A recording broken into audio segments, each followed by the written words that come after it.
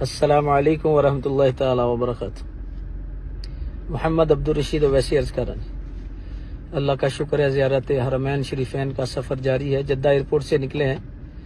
Lahore airport سے جب میں داخل ہوا تو جہاز کے قریب مجھے کچھ میسج آئے اور کال بھی آئی کہ ایک کلپ سوشل میڈیا پر وائرل ہے جس پہ اعتراض اٹھایا جا رہا ہے۔ کل تربیتی نشست میں ایک خاص جہد کے حوالہ سے، ایک خاص سوال کے حوالہ سے ایک خواب کا ذکر ہوا جس میں سید کائنات کے دست شفقت کے توسل سے حضور کی بارگاہ میں جو پیشی کا ذکر ہوا۔